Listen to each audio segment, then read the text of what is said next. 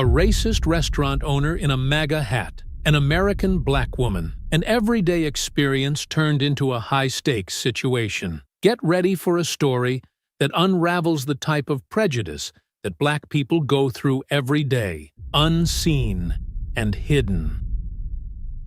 Alicia Brown stepped through the door, her confident stride commanding attention. Behind the podium stood Timothy Carter, his red MAGA hat perched prominently atop his head. Its bold lettering seemed out of place against the restaurant's refined decor, but perfectly suited the smug smirk spreading across his face as his eyes landed on Alicia. He leaned forward slightly, sizing her up. "Good afternoon," Alicia said smoothly, her voice calm but firm. "Table for one, please."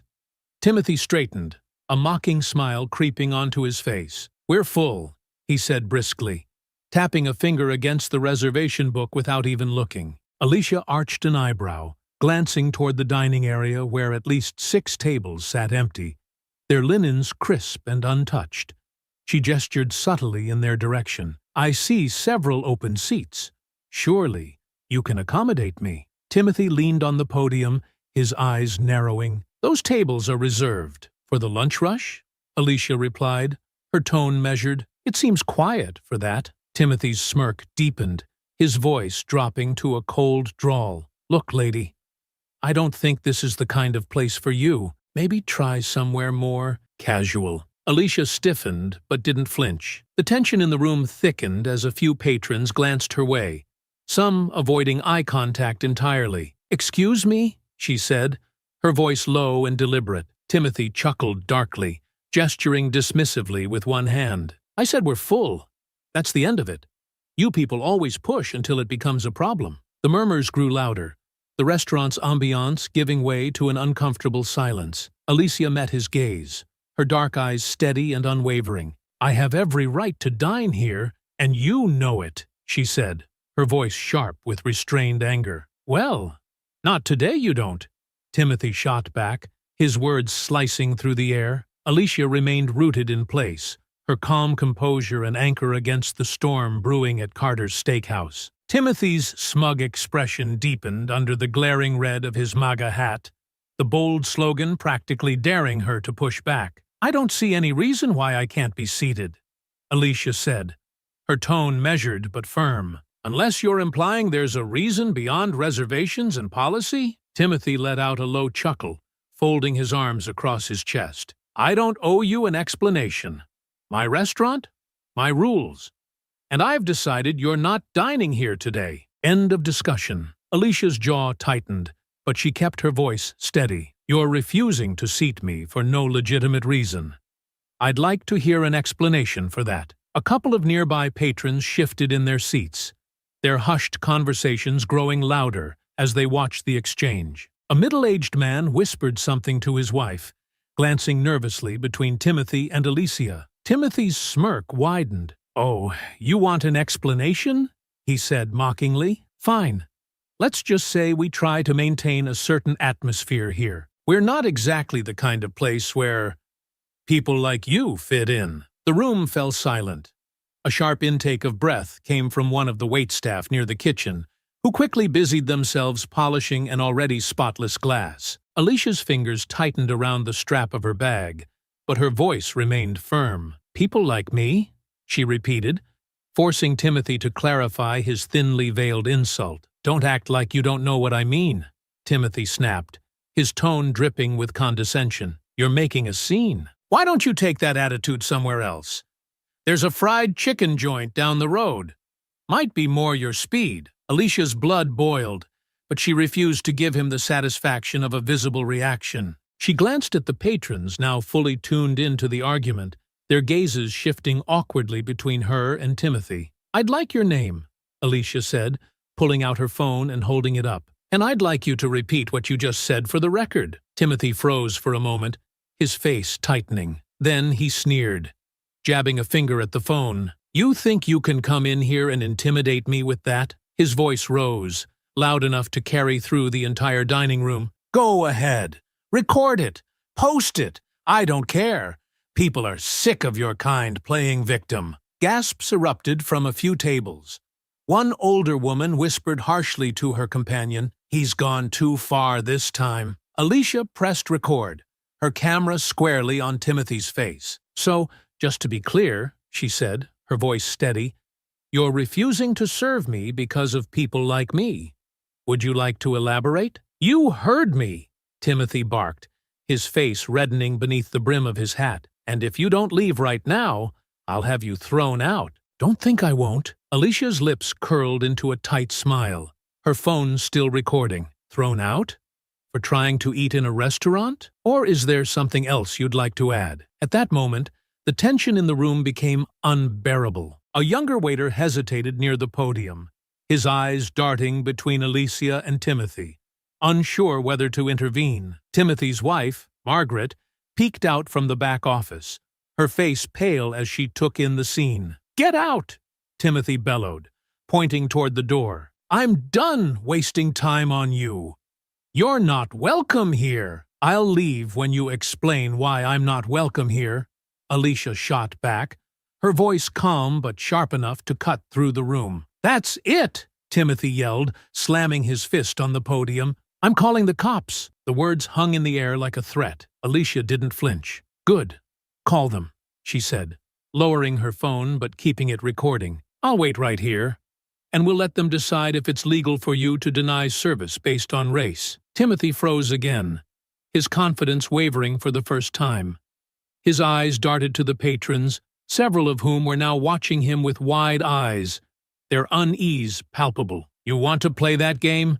Timothy growled, his voice lower now. "Fine. You'll regret this." He stormed toward the phone on the wall, his footsteps echoing loudly. Alicia stood tall, her phone capturing every moment. The restaurant seemed to hold its collective breath, the murmurs of the diners fading into silence as they waited to see what would happen next. The restaurant sat in a tense, uncomfortable silence as Timothy picked up the phone, his MAGA hat casting a shadow over his face. He pressed the receiver against his ear, glaring at Alicia as though daring her to stop him. "You want the cops involved?" he spat, his voice venomous. "Fine. I'll make the call. Let's see how much you like causing trouble when they show up." Alicia didn't move. Her phone remained steady in her hand, the camera trained on Timothy. "Go ahead," she said coolly. "Be sure to tell them exactly why you're calling." Timothy's knuckles whitened around the receiver, his bravado faltering slightly under her unwavering gaze. "Hello? Yeah? I've got a problem at Carter's Steakhouse," he began, his voice rising theatrically for effect. "There's a woman here causing a scene, refusing to leave after I've asked her to multiple times. She's being disruptive and aggressive." "Disruptive and aggressive?"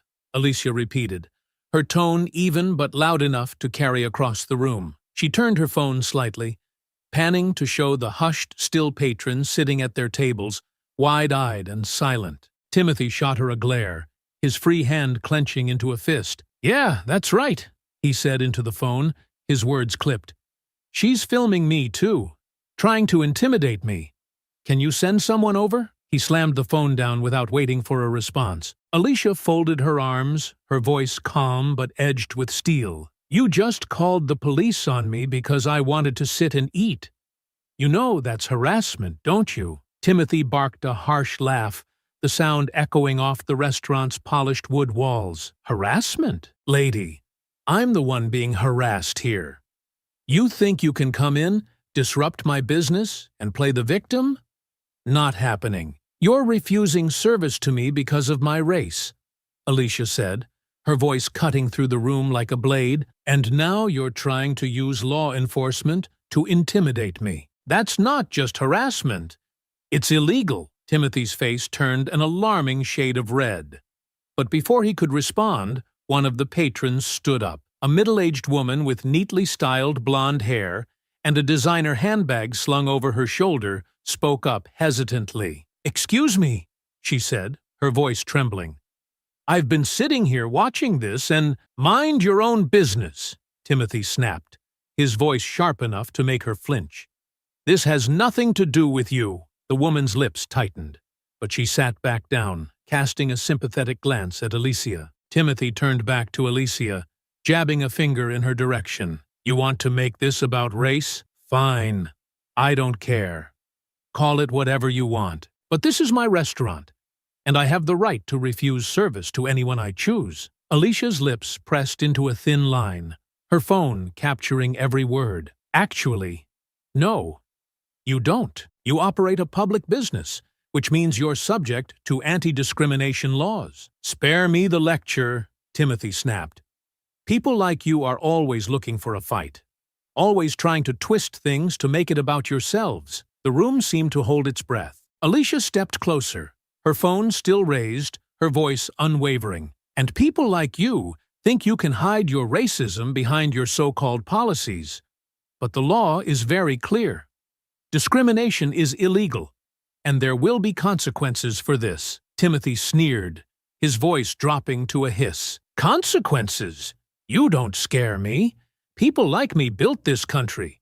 You should be grateful we even let you through the door. A sharp gasp came from the back of the room, where Margaret had emerged, her face pale as she watched the scene unfold. She stepped forward as if to intervene, but froze when Timothy shot her a warning glare. I think you've said enough, Alicia said, her voice calm but cutting. You've made it clear what kind of person you are.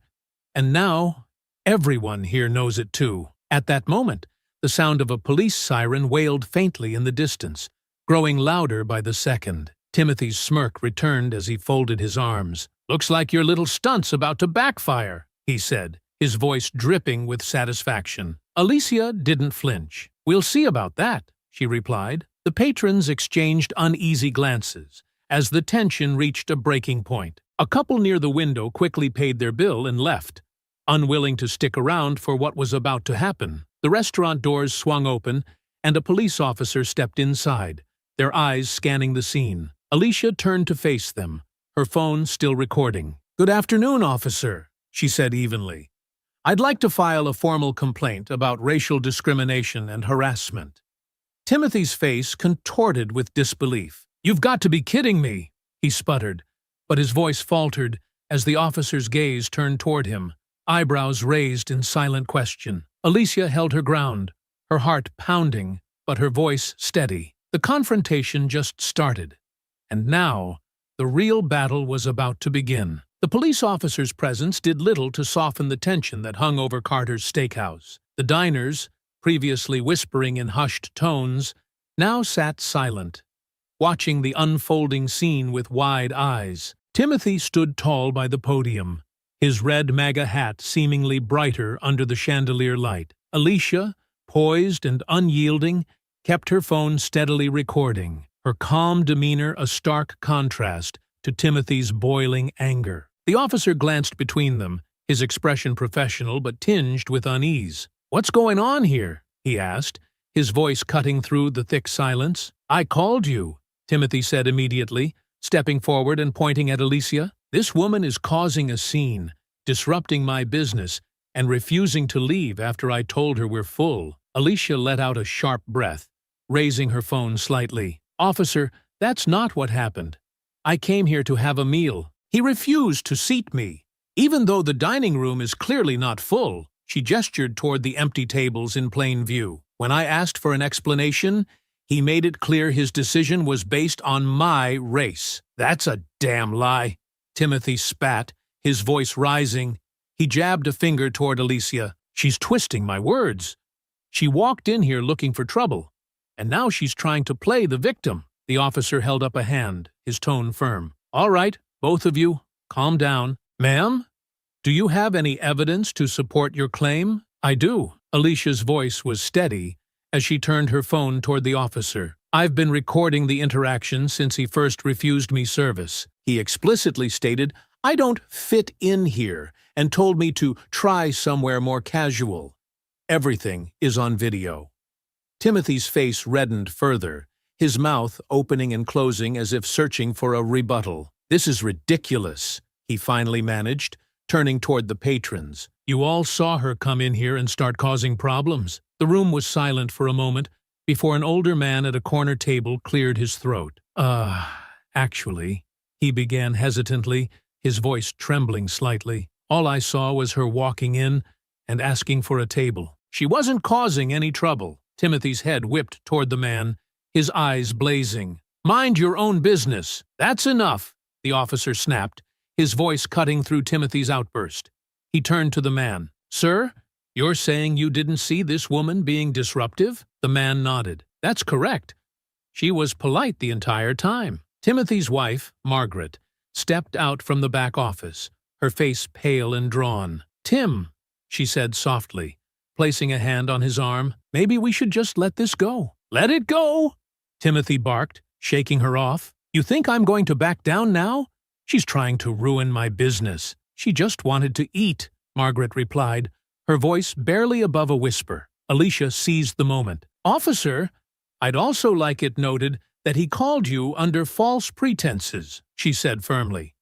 He claimed I was being disruptive and aggressive, yet there's no evidence to support that. The officer nodded, his pen scratching against a notepad as he jotted down her words. Understood, ma'am. I'll include that in my report. He turned to Timothy. Sir, do you have anything else to add? Timothy sneered, his voice dripping with contempt. Yeah, I've got something to add. This is my restaurant, and I'll run it how I see fit. If I don't want to serve her, that's my right. The officer raised an eyebrow. Actually, it's not. If you're refusing service based on race, that's a violation of state and federal anti-discrimination laws. Timothy's face flushed an even deeper red. I didn't refuse her because of her race, he shouted. I told her we're full, and that's the end of it. The officer gestured to the empty tables. It doesn't look full to me. A soft murmur rippled through the room. Several patrons exchanged uneasy glances, their discomfort growing. A younger woman at a nearby table stood up suddenly, her cheeks flushed. I've been coming here for years, she said, her voice trembling with anger. I'm ashamed to say that now. Sit down, Timothy barked, his voice cracking.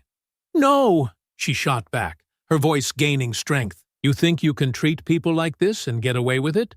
Not anymore. She grabbed her purse and stormed out, glaring at Timothy as she passed. Alicia glanced at the officer, her voice calm but resolute. I'd like to file a formal complaint, and I'll also be pursuing legal action. This isn't just about me.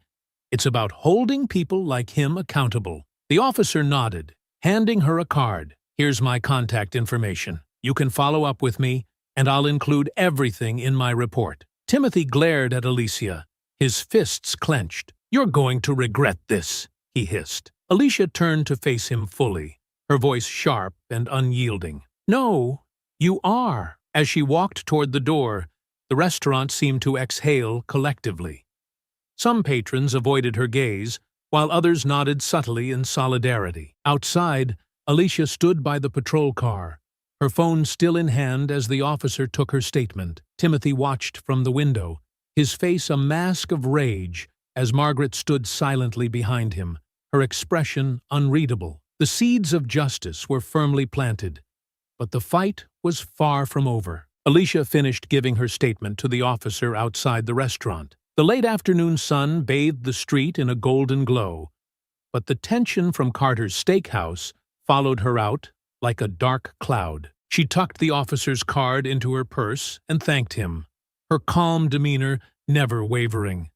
As she turned to leave, the restaurant door slammed open behind her, making her flinch. Timothy stormed out, his face beet red beneath his glaring red MAGA hat. His movements were erratic, his anger boiling over. You think you can just walk away from this?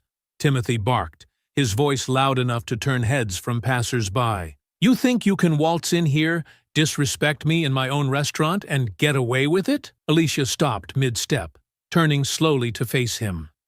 Her posture was composed, but her heart pounded. She had seen anger like this before, uncontrolled, blinding, and dangerous. Sir, I've said everything I needed to, Alicia replied, her voice firm but measured. I suggest you do the same before you make this situation worse for yourself. Worse for me? Timothy spat, stepping closer, his towering frame looming over her. His voice dropped to a threatening growl. You don't scare me, lady. I don't care about your videos, your complaints, or your so-called rights. People like you think you can bully people like me. But let me tell you something. You're in my town now. You don't belong here." The officer, still standing nearby, cleared his throat. "Mr. Carter, I suggest you calm down. This isn't helping your case." Timothy ignored him, his eyes locked on Alicia. "You think you're so smart, don't you? Walking in all high and mighty, looking down on us like we're nothing. You don't know who you're messing with." "I know exactly who I'm dealing with," Alicia shot back, her tone unflinching. "A man who hides behind his privilege and his ignorance because he's too small to face the truth." The words hit like a slap, and Timothy's hand twitched as though he wanted to reach for her. The officer immediately stepped between them, his voice firm. "That's enough. Back off, Mr. Carter." Timothy pointed a shaking finger at Alicia, his voice shaking with rage. "You'd better watch yourself. People like you always push too far, and one day you'll get what's coming to you." A small crowd began to gather, curious bystanders drawn by the commotion. Alicia noticed the mix of disgusted and shocked faces, but she kept her eyes on Timothy. "Is that a threat?" she asked, her voice as sharp as a blade. Timothy hesitated, realizing he had spoken too loudly. "It's a fact," he sneered, taking a step back but still glaring. "People like you think you're untouchable. Well, let's see how untouchable you are when this town turns its back on you." The officer moved closer to Timothy, his voice sterner now. "That's enough, Mr. Carter. I'm warning you. Any further aggression, and I'll have to take action." Timothy laughed bitterly, throwing his hands in the air.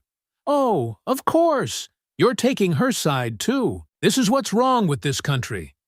Catering to people like her while hard-working folks like me get trampled on." The crowd murmured louder now, some shaking their heads in disbelief. A young woman in workout clothes pulled out her phone, aiming it at Timothy. "Unbelievable," she muttered, her camera catching his every move. "You're digging your own grave," Alicia said calmly, her voice cutting through his rant. "And now, everyone here sees exactly who you are. You can't hide behind your restaurant, your money, or your slogans anymore." Timothy's fists clenched at his sides, his face twisting with impotent rage.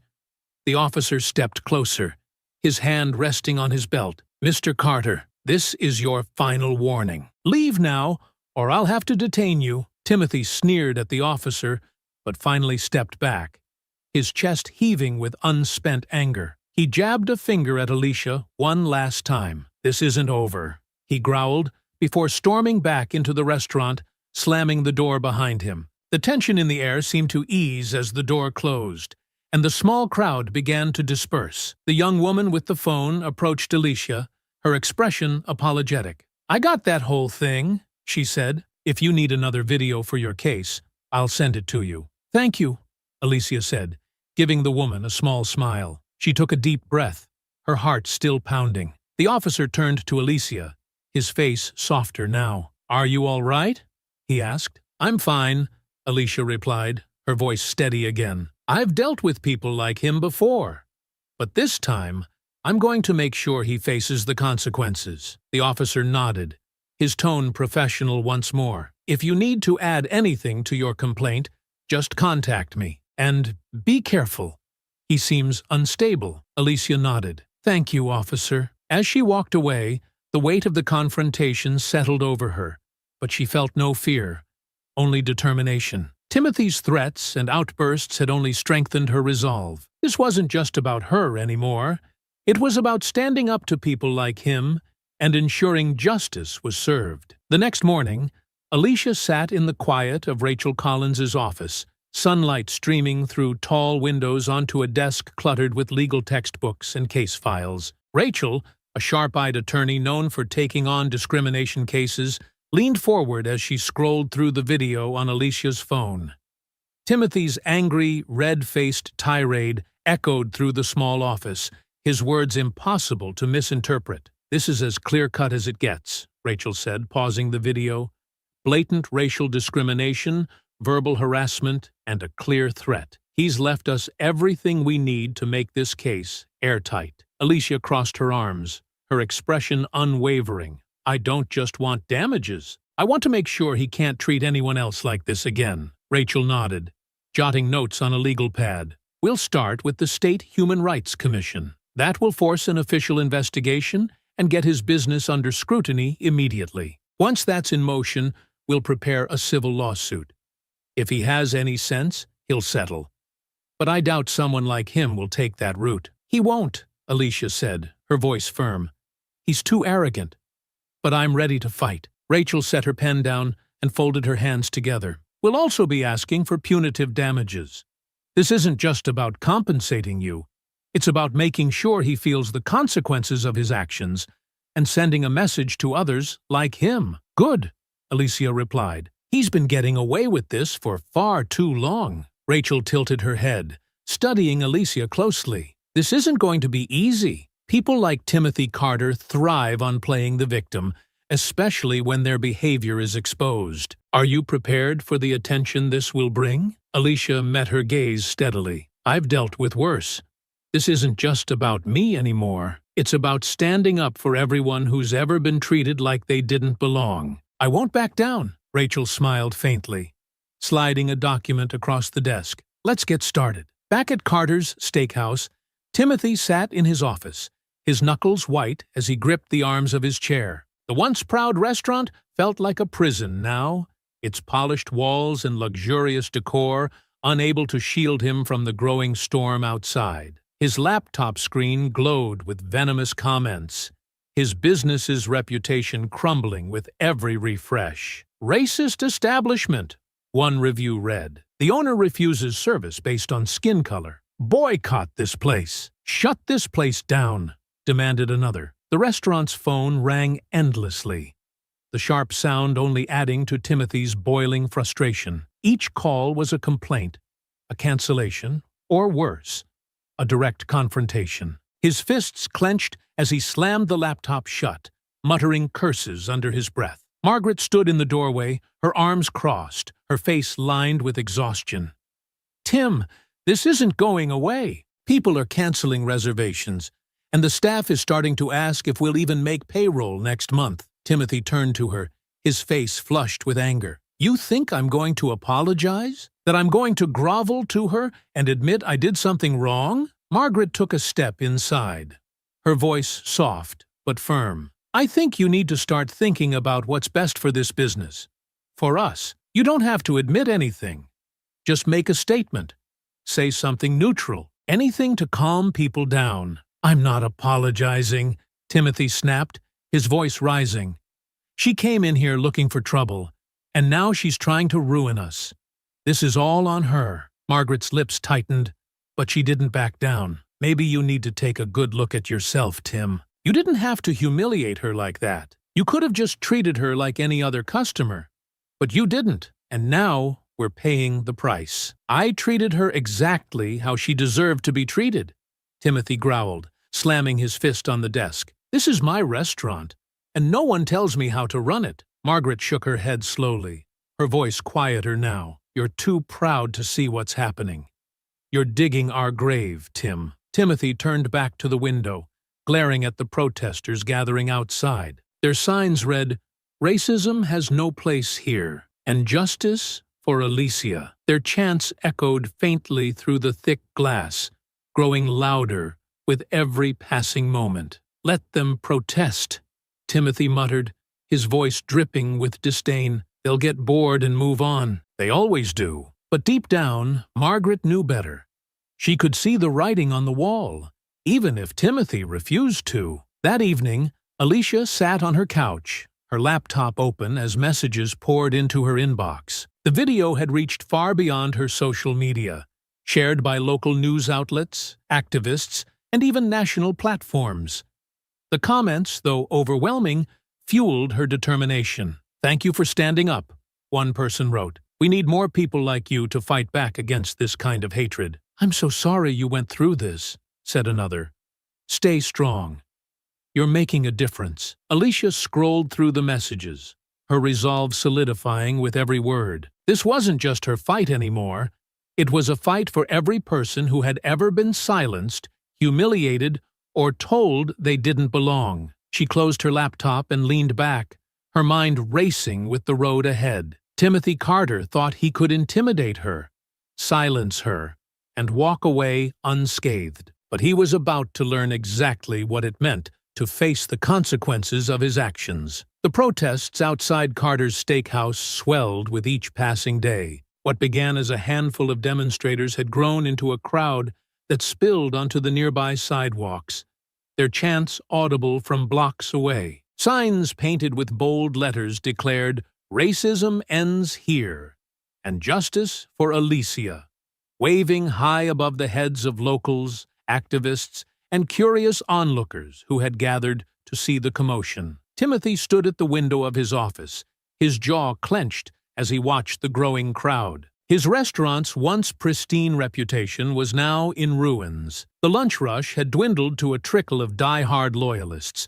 but even they looked over their shoulders nervously, wary of being associated with him. "Tim, you can't ignore this anymore." Margaret's voice broke the tense silence, her tone a mix of urgency and exhaustion. She stood in the doorway, her arms crossed tightly over her chest. "This isn't just bad PR. It's a disaster.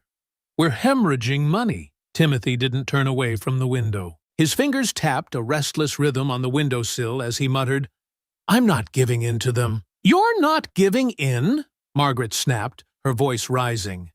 "You're not giving in, but you're also not doing anything. The phone won't stop ringing with complaints. The staff is panicking, and half our suppliers are threatening to cut ties." Timothy finally turned to face her, his expression hard. "So, what do you want me to do, Margaret? Crawl to that woman and beg her forgiveness? Admit I did something wrong when I didn't?" Margaret threw her hands up in frustration. "I want you to save what's left of this business before there's nothing left to save." Timothy's sneer deepened. "They'll get bored," he said, gesturing toward the protesters outside. "They always do. The media will find another story, and this will blow over." "Look outside," Margaret shot back, pointing toward the window. "Does that look like it's blowing over to you?" Timothy didn't answer. He turned back to the window, his fists tightening as he stared at the crowd. Alicia stood among the protesters, her phone in hand as she recorded the scene. The energy of the crowd buoyed her, their chants and raised voices a stark contrast to the isolation she had felt during her confrontation with Timothy. Now, she wasn't alone. She spotted Angela Martin, a local journalist, weaving through the crowd with a microphone in hand. Angela caught sight of Alicia and waved her over. "Alicia Brown?" she asked, her voice warm but professional. "That's me," Alicia replied, her voice steady. Angela gestured to her camera crew, who quickly adjusted their equipment. "Would you mind giving us a statement?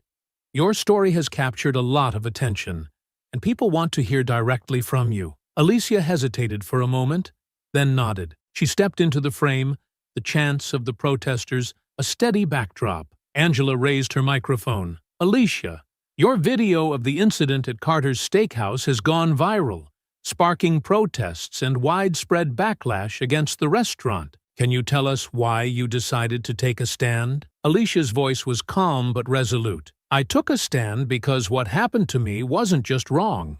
It was illegal. No one should be treated differently because of their race, especially in a place that claims to welcome the public. This fight isn't just about me.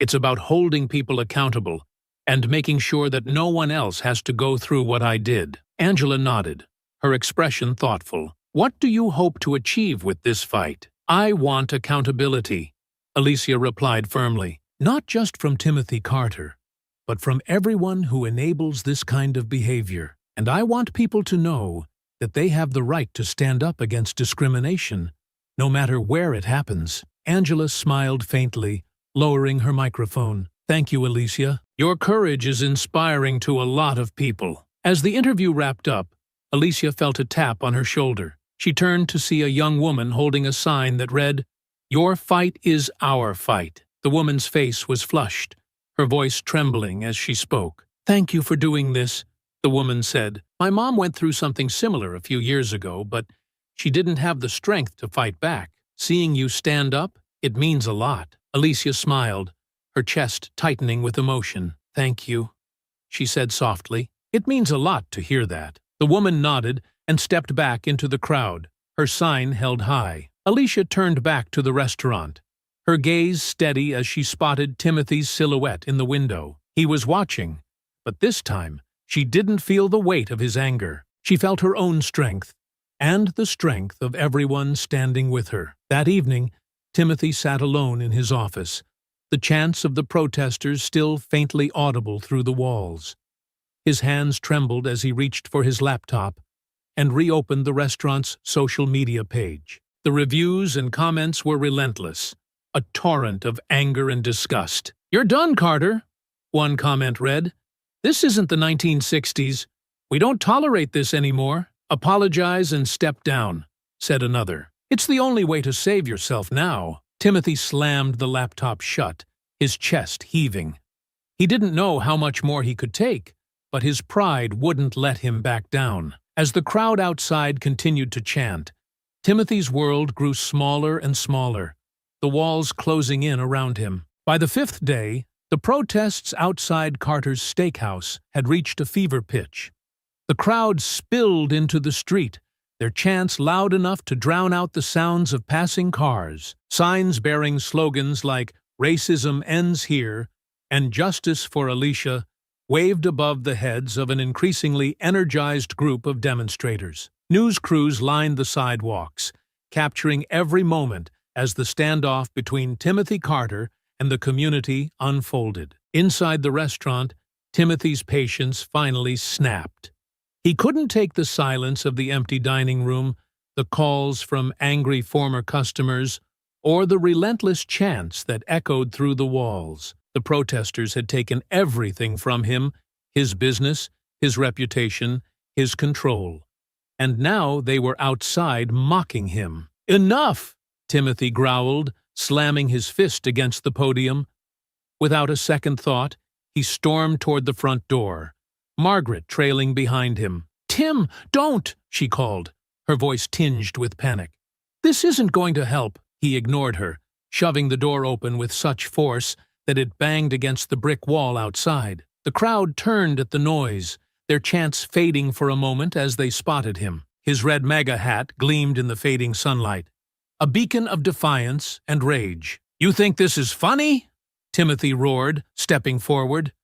His voice cracked as he pointed an accusing finger at the protesters. "You think you can just stand out here, waving your signs, and destroy me? You're nothing but a bunch of freeloaders with too much time on your hands."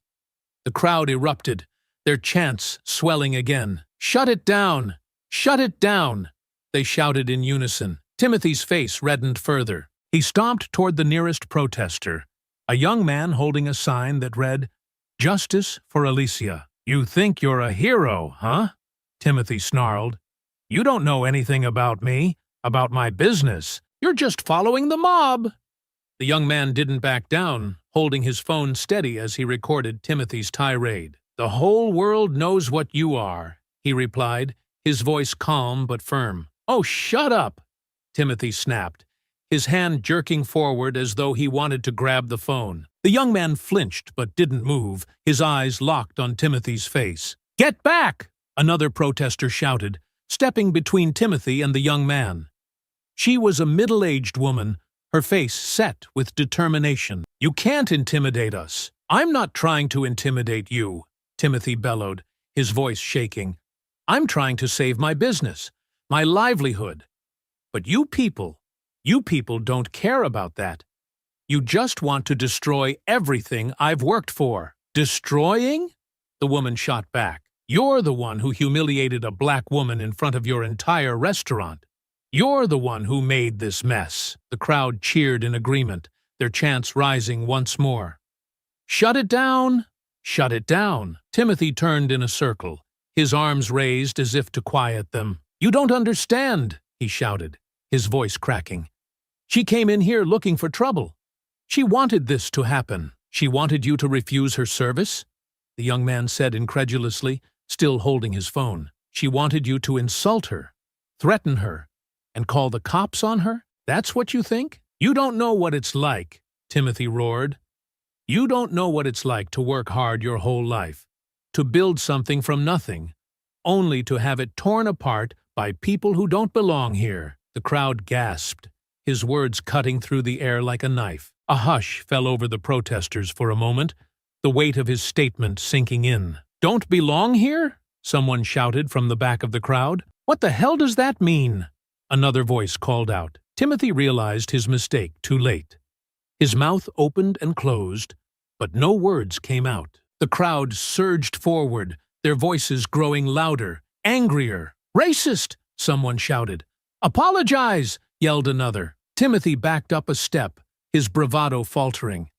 "You don't understand," he said again, his voice cracking with desperation. "I didn't mean apologize," the crowd chanted. "Apologize! Apologize!" Margaret stepped out of the restaurant, grabbing Timothy's arm. "Tim, stop!" she hissed. "You're making it worse." Timothy yanked his arm away, turning to glare at her. "I'm not apologizing to these people," he snapped. "I didn't do anything wrong." The police officers stationed nearby stepped forward, their hands hovering near their belts. One of them raised a hand, trying to calm the crowd. "Everyone, let's keep this peaceful," he said, his voice carrying over the noise. The protesters pulled back slightly, their chants continuing but losing some of their intensity. Timothy, his chest heaving, glared at the crowd one last time before storming back into the restaurant. Margaret followed, her face pale with anger and frustration. Inside, Timothy slammed the door and leaned against it, his breaths coming in short, ragged gasps. "They don't get to win," he muttered, more to himself than to Margaret. "They don't get to ruin me." Margaret stared at him, her arms crossed tightly over her chest. "You've already ruined yourself, Tim," she said softly. In the days leading up to the court proceedings, Rachel's office became a war room. Files and documents were spread across the large conference table, each piece of evidence meticulously reviewed and catalogued. Alicia sat at the far end, her laptop open as she rewatched the videos for what felt like the 100th time. Every word Timothy had shouted, every venomous phrase, and every sneer was ingrained in her memory. Rachel paced the room, flipping through a legal pad as she outlined their strategy. "The videos are our strongest weapon," she said, glancing at Alicia. "They capture everything. His refusal to serve you, his verbal abuse, and even his threats. The Human Rights Commission will weigh that heavily." Alicia nodded, her jaw tight. "What about his finances? You mentioned we subpoenaed his records." Rachel smirked. "We did, and they paint a pretty grim picture for him. The restaurant has been in decline for years. This lawsuit could be the final nail in the coffin, especially with the bad press and the protesters." "Good," Alicia said firmly. "He needs to feel the full weight of this." Rachel stopped pacing and leaned on the table. "We're also bringing in former employees to testify. Several of them have come forward with stories about Timothy's discriminatory behavior, refusing to hire minorities, using racial slurs in the kitchen, and creating a hostile work environment. Their testimonies will show that this isn't just about one incident. It's a pattern." Alicia's eyes narrowed. "Do you think he'll try to settle before this goes to court?" Rachel tilted her head thoughtfully. "He might, but knowing him, I doubt it. Men like Timothy thrive on their pride. They'd rather burn everything to the ground than admit they were wrong." "Then we'll be ready," Alicia said. Across town, Timothy sat in his office, glaring at his attorney. The man was younger, clean-cut, and visibly uncomfortable under Timothy's intense stare. "So, what are my options?" Timothy demanded, his voice sharp. The attorney cleared his throat, glancing down at his notes. "Mr. Carter, the evidence against you is overwhelming. The videos alone are damning, not to mention the witnesses who have come forward. I strongly recommend you settle this case before it goes to trial." Timothy slammed his fist on the desk, making the attorney jump. "Settle? Are you kidding me? That would be admitting I did something wrong." "Mr. Carter, with all due respect, you did do something wrong," the attorney replied cautiously. "You refused service to a customer based on her race. That's illegal. If this goes to trial, you'll lose, and the damages could bankrupt you." Timothy leaned back in his chair, his face flushed with anger. "I don't care about the money," he growled. "This is about my reputation. If I settle, everyone will think I'm a coward. Right now, your reputation is already in tatters," the attorney said bluntly. "You've become a national example of discrimination. Settling could help you save face and minimize the damage." Timothy's eyes burned with defiance. "No, I'm not backing down. Let her come after me. Let them all come after me. I'm not admitting to anything." The attorney sighed, gathering his notes. "Then I'll prepare for trial. But you need to understand, the odds are not in your favor." "Just do your job," Timothy snapped. Back in Rachel's office, Alicia met with two former employees of Carter's Steakhouse, both young men in their 20s. They sat across from her at the table, nervously sipping water as they recounted their experiences working under Timothy. "He always treated us differently," one of them said, his voice low. "He never said anything outright, but you could feel it, like we weren't good enough to work there. He didn't even try to hide it with me," the other added. "He called me lazy more times than I can count. And when I asked for a raise, he laughed in my face. Said I should be grateful he even hired me." Rachel took notes as they spoke, nodding occasionally. "Your testimonies will be critical," she said. "We'll need you to be clear and concise about your experiences. The goal is to establish a pattern of discriminatory behavior." The first man hesitated. "Do you think he'll come after us for this? I mean, he's got money." And Rachel shook her head firmly. "You're protected under whistleblower laws. He can't retaliate against you for coming forward. And after this case, I doubt he'll have the resources to do anything." Alicia offered a reassuring smile. "You're doing the right thing," she said. "This isn't just about me.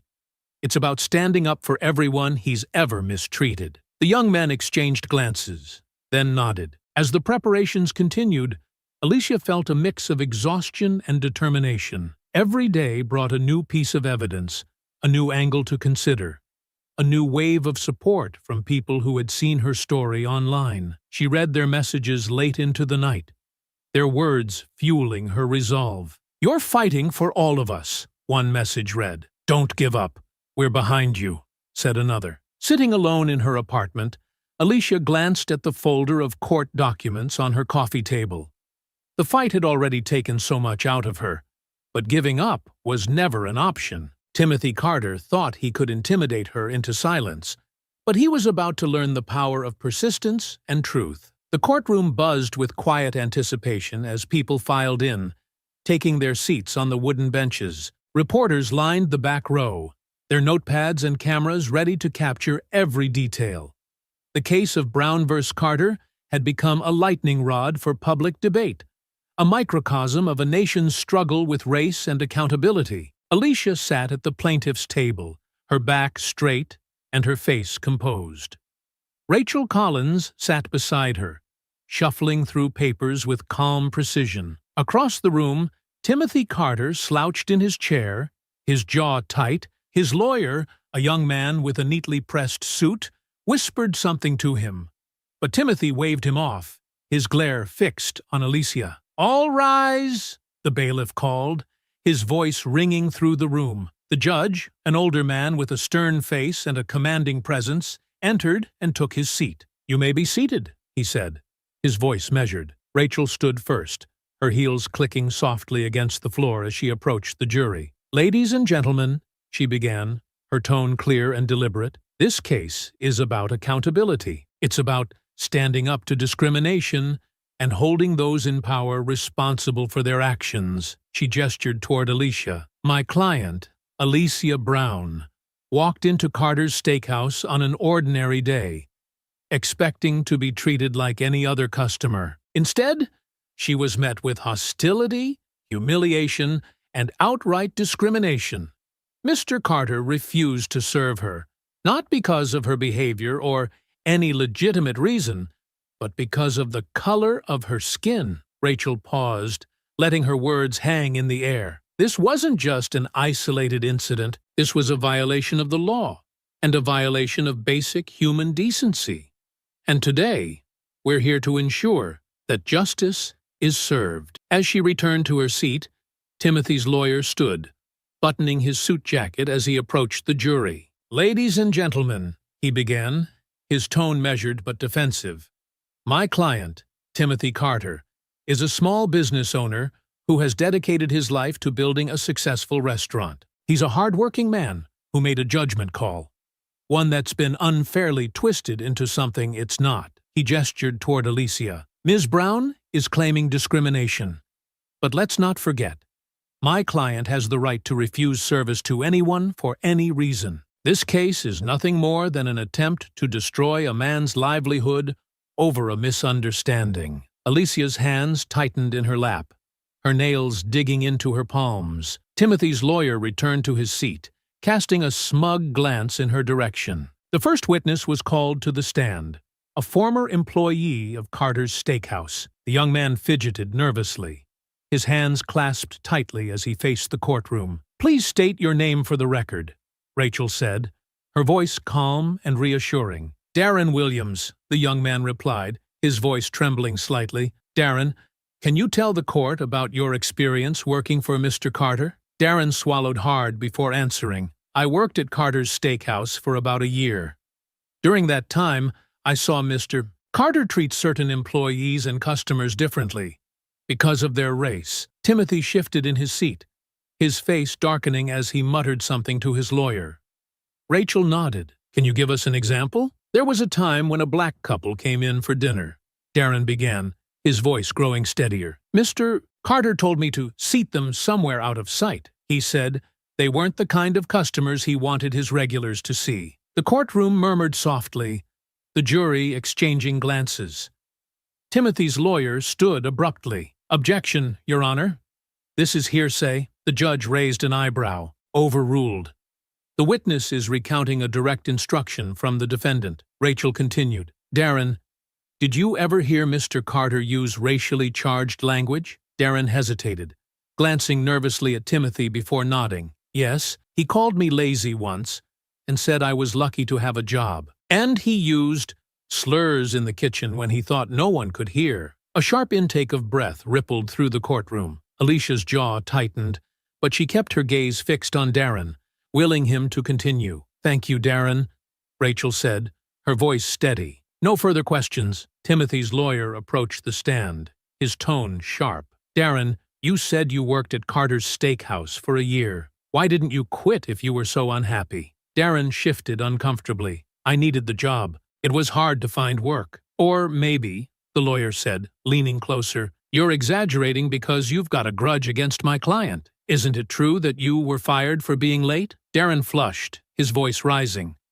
"I was late once, and I apologized." "Once?" the lawyer interrupted. "Or multiple times?" Rachel stood quickly. "Objection. Badgering the witness." "Sustained," the judge said. Timothy's lawyer smirked but stepped back. No further questions. As Darren stepped down, Rachel called Alicia to the stand. The room fell silent as she walked forward, her movements deliberate and confident. Once sworn in, Rachel began her questioning. "Alicia, can you describe what happened when you walked into Carter's Steakhouse that day?" Alicia recounted the events in vivid detail. The cold reception, Timothy's refusal to seat her, and his venomous words. Her voice was steady, but the emotion in her words was unmistakable. "He said I didn't belong there," she concluded, her voice firm. "Not because of anything I did, but because of who I am." The courtroom was silent as Alicia's words settled over the room, her voice steady, despite the emotional weight of her testimony. She sat upright in the witness chair, her hands folded in her lap, her expression calm but resolute. The jury's eyes were fixed on her, some leaning forward as if trying to catch every detail of her story. Rachel stepped closer to the witness stand, her tone gentle yet firm. "Alicia, when Mr. Carter told you that you didn't belong there, how did that make you feel?" Alicia hesitated, her eyes flickering to the jury before settling back on Rachel. "It was humiliating," she said, her voice clear but tinged with emotion. "I felt small, like I didn't matter, like I wasn't worthy of being treated with basic respect. It wasn't just about being denied a seat. It was about being told in no uncertain terms that I wasn't good enough to exist in that space. Rachel nodded, allowing a moment for Alicia's words to sink in. "And how did you respond?" "I stood my ground," Alicia replied. "I told him he was violating my rights, and I recorded the interaction because I knew no one would believe me otherwise. But inside, I was angry and hurt. I've faced discrimination before, but this was different. It was so blatant, so unapologetic." Rachel turned toward the jury, her voice growing more forceful. Alicia recorded the interaction because she knew it would be her word against his. And she was right. Without that recording, Mr. Carter would have been free to deny what he said, to twist the narrative. But the evidence speaks for itself. Rachel paused, letting her words resonate before continuing. "Alicia, why did you decide to pursue legal action against Mr. Carter?" Alicia's gaze didn't waver. "Because this isn't just about me. It's about everyone who's ever been made to feel less than, who's ever been told they don't belong because of the color of their skin. If I don't stand up to people like him, who will?" The silence in the courtroom was broken only by the faint scratching of pens as reporters jotted down her words. Rachel nodded, her expression one of quiet pride. "Thank you, Alicia. No further questions." As Rachel returned to her seat, Timothy's lawyer stood, buttoning his jacket as he approached the witness stand. "Ms. Brown," he began, his tone sharp and calculating, "you've painted my client as some kind of villain. But isn't it true that you could have left quietly that day, instead of escalating the situation?" Alicia raised an eyebrow, her posture unchanging. "I could have left," she admitted. "But why should I have to? Why should I be forced to leave a public establishment because the owner decided I wasn't good enough to be there?" Timothy's lawyer smirked, pacing in front of the jury. "So, you stayed to prove a point?" "I stayed because I have a right to exist in the same spaces as anyone else," Alicia replied firmly. The lawyer turned, his expression hardening. "And isn't it true that you were recording the interaction to provoke a reaction from my client?" "I recorded the interaction to protect myself," Alicia shot back, "because I knew there would be people like you who would try to twist the truth." The lawyer's smirk faltered for a moment before he pressed on. "You claim that my client's words hurt you deeply. But isn't it also true that you've used this situation to gain attention for yourself? Your video has gone viral, after all." Alicia's expression didn't change. "I didn't ask for any of this. I would have preferred to have my meal in peace, like anyone else. The attention this has brought wasn't my goal, but if it helps shine a light on discrimination, then so be it." The lawyer narrowed his eyes, his voice growing sharper. "You've painted yourself as a victim. But isn't it possible that my client simply made a mistake? That his refusal to serve you had nothing to do with your race?" Alicia leaned forward slightly, her voice calm but cutting. "A mistake? He told me I didn't belong there. He told me to try somewhere more casual. And when I refused to leave, he called the police and threatened me. Does that sound like a mistake to you?" The lawyer faltered, his face tightening as he glanced toward Timothy, who sat rigidly at the defense table. The courtroom was silent, all eyes on Alicia as her words hung in the air. "No further questions," the lawyer said finally, his voice stiff. As Alicia stepped down from the witness stand, the atmosphere in the courtroom shifted. The jurors exchanged glances, their expressions thoughtful. The weight of her testimony lingered, her words painting a vivid picture of the humiliation and injustice she had endured. Rachel gave Alicia a reassuring nod as she returned to her seat, but Alicia barely noticed. Her heart was pounding, her hands slightly trembling as she folded them in her lap.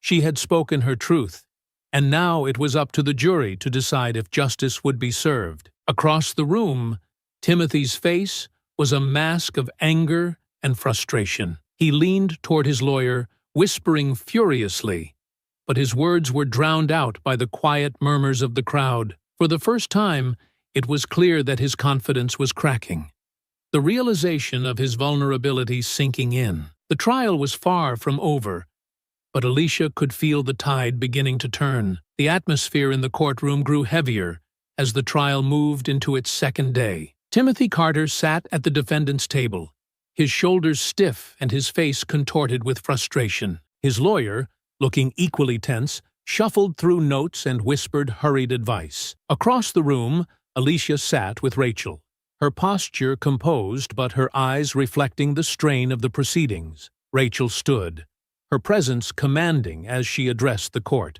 "Your Honor, we'd like to call our next witness, Angela Martin." Angela, a seasoned journalist and one of the first reporters to cover Alicia's story, approached the stand with calm confidence. After being sworn in, she adjusted the microphone and met Rachel's gaze. "Ms. Martin," Rachel began, her tone steady, "you were present at the protests outside Carter's steakhouse. Can you describe what you observed?" Angela nodded. "I was there as a reporter, covering the growing backlash to Mr. Carter's actions. The crowd was peaceful, diverse, and passionate. They were there to stand against discrimination and demand accountability." "And what happened when Mr. Carter confronted the protesters?"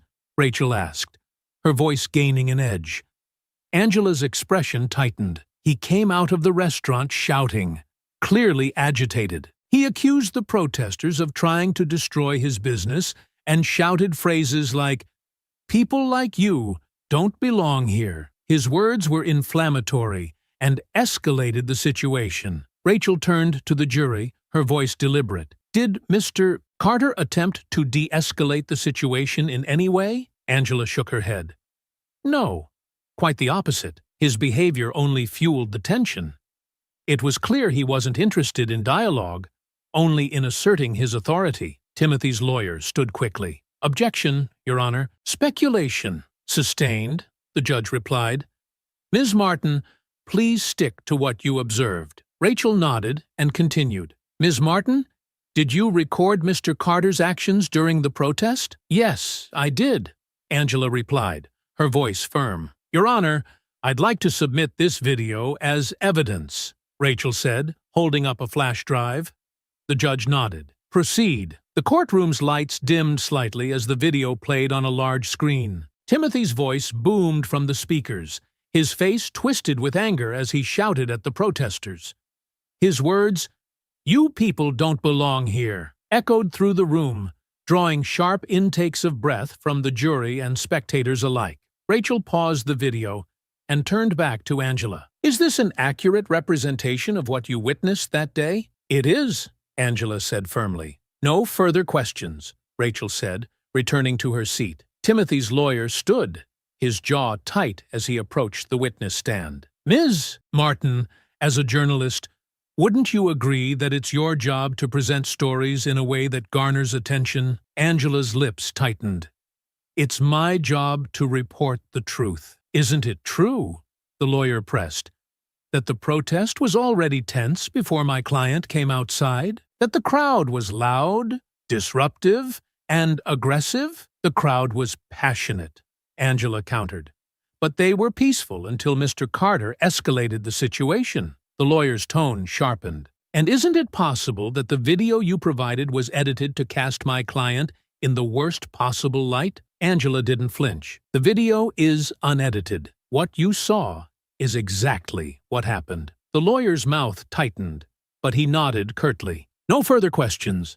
Angela stepped down, her expression calm as she returned to her seat. Rachel rose again, her voice steady as she addressed the court. "Your Honor, we'd like to call our final witness, Darren Williams." Darren, the former employee who had testified earlier, walked to the stand with a mix of nervousness and determination. Once sworn in, he clasped his hands tightly and faced Rachel. "Darren," Rachel began, "you testified earlier about your experience working under Mr. Carter. Can you elaborate on how he treated employees of color?" Darren took a deep breath. "He treated us like we didn't belong there. He called us lazy, made us do the hardest jobs, and criticized us for things he ignored in other employees." Rachel nodded. "Did Mr. Carter ever use racially charged language?" "Yes," Darren said quietly. "He used slurs when he thought no one could hear. And he joked about how certain people shouldn't be working in a place like this." The courtroom murmured, the weight of Darren's words settling over the room. Rachel stepped closer. "Darren, why are you testifying today?" Because I'm tired of staying quiet, Darren said, his voice growing stronger. People like him think they can get away with this forever. But they can't. It's wrong. And it has to stop. Rachel nodded, her expression solemn. Thank you, Darren. No further questions. Timothy's lawyer rose again, his tone sharp. Mr. Williams, you've already testified that you were fired for being late multiple times. Isn't it possible that your testimony today is motivated by a personal grudge? Darren met his gaze evenly. I'm not here because I'm bitter. I'm here because what he did was wrong. Isn't it true, the lawyer continued, that you've never filed a formal complaint against my client before this trial? Darren nodded. It's true. I didn't speak up then. But I'm speaking up now. The lawyer smirked slightly. Convenient timing, don't you think? Rachel stood abruptly. Objection, Your Honor. Argumentative. Sustained, the judge said, casting a warning glance at the defense table. The lawyer stepped back. No further questions. As Darren left the stand, Alicia felt a wave of quiet pride. The testimonies were building a damning case, and the courtroom was beginning to see Timothy Carter for who he truly was. The final day of the trial brought an air of palpable tension to the courtroom. The seats were filled to capacity, and the reporters in the back row scribbled furiously in their notepads. Alicia sat at the plaintiff's table, her hands resting calmly on her lap, though the steady rhythm of her breath betrayed her nerves. Timothy sat opposite her, his shoulders hunched and his face drawn. He looked smaller than he had at the start of the trial, his confidence chipped away by days of damning testimony. The judge looked over his glasses at the courtroom. Counselors, are we ready for closing arguments? Rachel stood, smoothing her jacket as she approached the jury box. Her voice was measured but carried an unmistakable intensity. Ladies and gentlemen of the jury, you've heard the testimony. You've seen the evidence. This case is about more than one incident of discrimination. It's about accountability, fairness, and the courage to stand up against injustice. She gestured toward Alicia. My client didn't ask for this fight.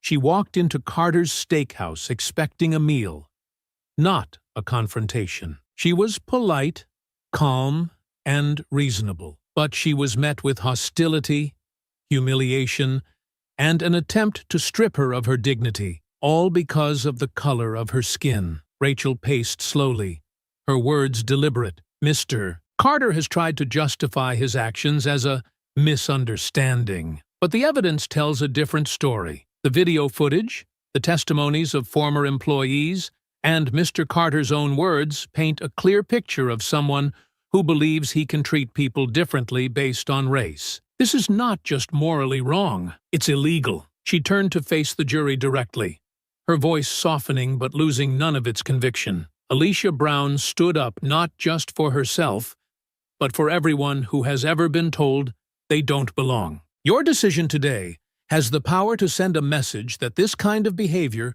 will not be tolerated. Rachel stepped back to her seat, her gaze steady as she returned to Alicia's side. Timothy's lawyer rose, his expression tight as he approached the jury. Ladies and gentlemen, he began, his tone defensive, we've heard a lot of accusations in this trial, but let's not lose sight of the facts. My client is a small business owner who has dedicated his life to his restaurant. He made a judgment call that day, and while it may have been misinterpreted, it was not motivated by racism.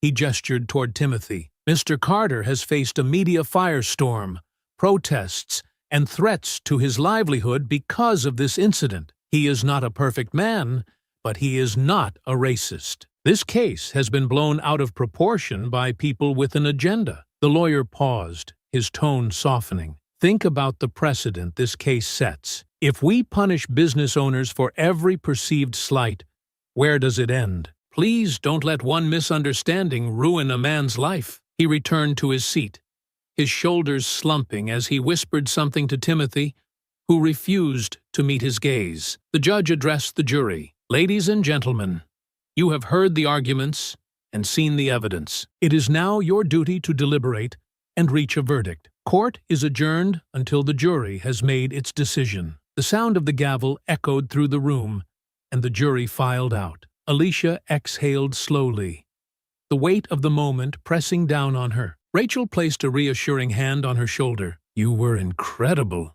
Rachel said softly. "Now we wait." The wait felt interminable. Hours stretched on as Alicia paced the courthouse hallway, her heart pounding with every passing second. Timothy sat at the other end of the hall, glaring at the floor, his lawyer whispering in his ear. Finally, the bailiff emerged, his expression unreadable. "The jury has reached a verdict," he announced. Everyone filed back into the courtroom, the air thick with anticipation. Alicia's stomach churned as she took her seat, her hands gripping the edge of the table. The jury foreman stood, holding a piece of paper in his hands. He cleared his throat, his voice steady as he spoke. "In the matter of Brown versus Carter, we find the defendant, Timothy Carter, guilty of racial discrimination and harassment." The words rang through the courtroom like a bell. Alicia felt a surge of relief and vindication, her eyes welling with tears as Rachel gave her a firm nod. The judge continued, "The jury has also determined that punitive damages are warranted and implement mandatory anti-discrimination training at his establishment." A murmur rippled through the courtroom as Timothy slumped in his seat, his face pale and his hands trembling. Margaret, who had sat silently behind him throughout the trial, lowered her head, her expression unreadable. The judge banged his gavel. "Court is adjourned." Alicia stood, her knees slightly weak, but her spirit soaring.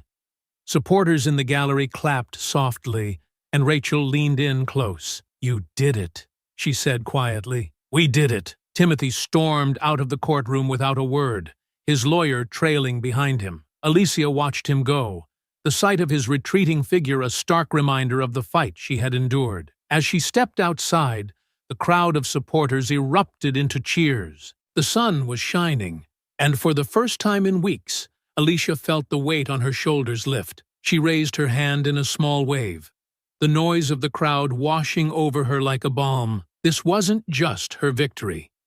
It was a victory for everyone who believed in justice. The courthouse steps buzzed with energy as Alicia emerged into the sunlight, the crisp air filled with cheers and chants.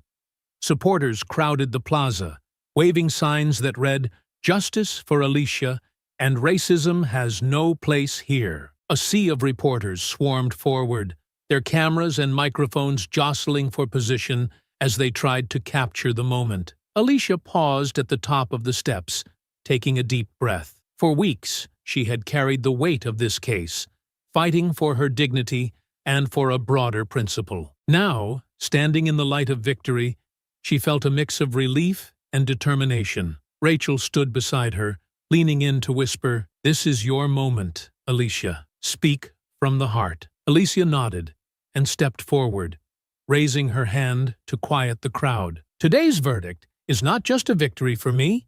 It's a victory for everyone who has ever been told they don't belong," she began, her voice steady and clear. "It's proof that standing up to injustice, no matter how daunting it may seem, can lead to real change." The crowd erupted into applause, their cheers echoing down the city streets. Alicia glanced at the rows of supporters, many of whom had stood with her throughout the trial, holding signs and chanting for justice. "This fight was never just about me," Alicia continued, her voice growing stronger. "It's about every person who has ever been silenced, who has ever been made to feel less than, who has ever been told they don't have a place. Discrimination has no place in our communities, in our businesses, or in our country. And today, we've sent a message. That behavior will not be tolerated." Tears welled in Alicia's eyes as the crowd roared their approval. She stepped back, allowing Rachel to guide her down the steps. The crowd surged forward,